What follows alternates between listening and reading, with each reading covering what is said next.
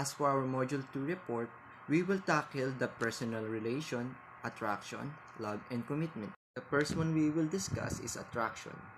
Attraction, when you have a positive attitude or evaluation regarding to a particular person in relation to different component. That is interpersonal attraction.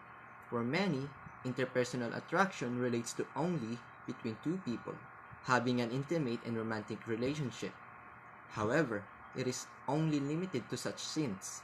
It may also transpire between friends, families, colleagues, and others.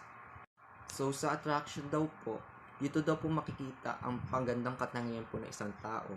Kung ano ang naging first impressions po sa kanya. Dahil ba sa maganda ang ugali niya ba?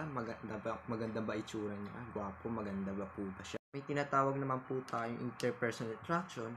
Ito pong interpersonal attraction ay between lamang po sa dalawang tao na nagkakaroon sila ng romantic feeling sa isa't isa.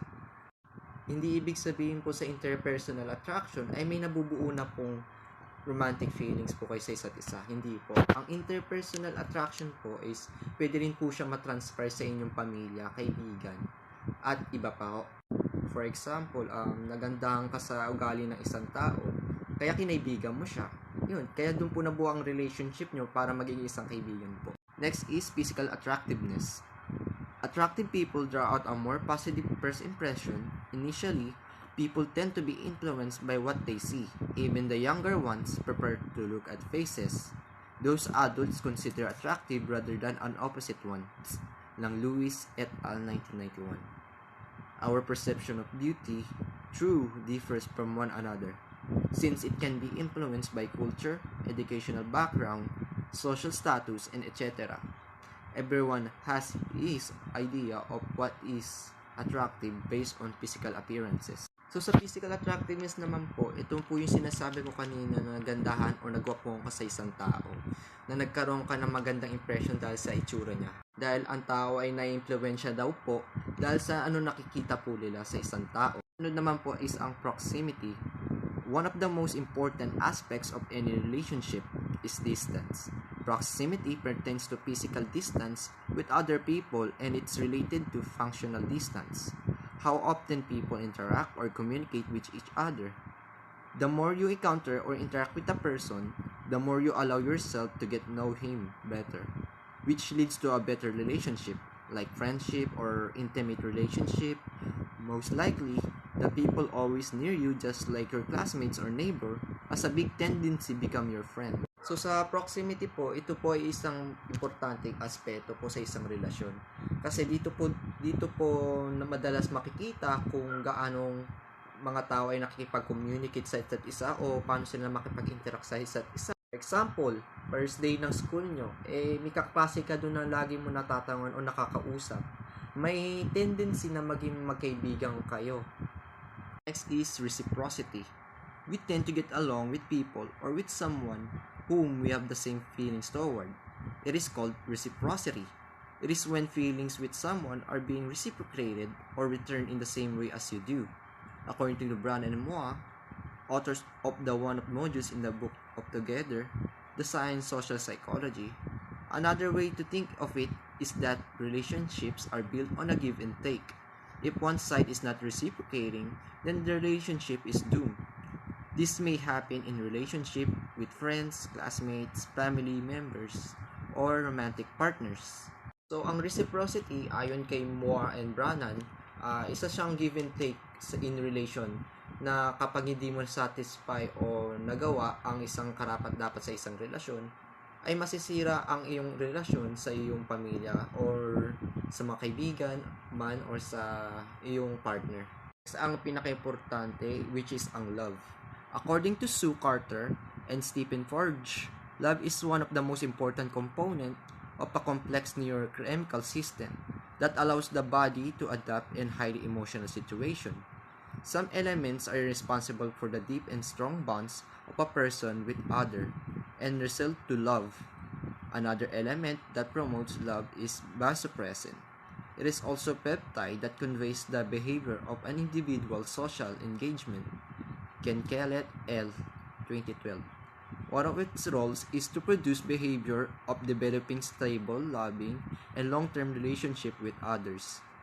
The studies of Cohen 2007, Fisher et al. 2009 explained that the serotonin production of a newly in love individuals increased up to 40% just like the brain of the drug addict.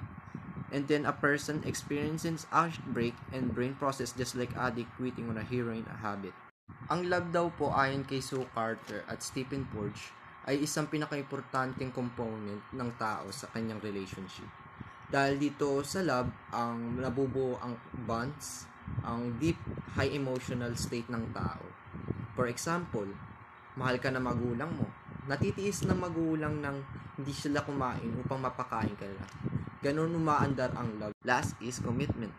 Commitment is a long-term relationship between individuals, a more complex relationship that resulted to increasingly turn to each other not only for social support, but also help coordinating activities, remembering dates and appointments, and accomplishing tasks.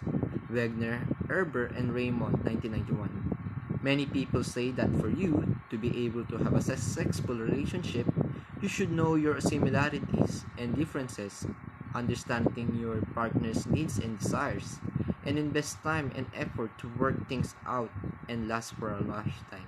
Dr. Rajiv Jangayani and Dr. Harmon Terry reiterated that Slaughter et al. 2011 that commitment refers to the feelings and action that keep partners working together to maintain the relationship. Any relationship will last through the cooperation of both parties. Without this, the relationship will not last ends with breaking up. Commitment is a choice, a long and not an easy process that needs to be participated by you and your partner. So sa commitment naman daw po, ito naman daw ay isang complex long-term relationship na kung saan obligasyon ng mag-partner, couples, or mag-asawa na magsama at determinado silang may stable ang relationship nila. Ito naman po ang mga collected ideas kung paano may express ang affection at develop sa commitment. Number 1, stay happy. Happiness gives you the feeling of satisfaction for both abstract and concrete things. Be empathic. Empathizing with one another is acting with great cooperation and overall selflessness, the desire to help even at a potential cost to the self. Keep open communication. It provides an opportunity to size up the trustworthiness of a person by verbally committing to cooperate with another. Always trust. Working with others toward a common goal requires a level of faith that others will repay our hard work and generosity. Supporting their interests is also showing your trust. Show respect. People are likely to give respect to the others by being polite, honest, and showing kindness at all times. Be a helping hand in times of trouble. Mentally or emotionally, make him feel better and she always has you on his side.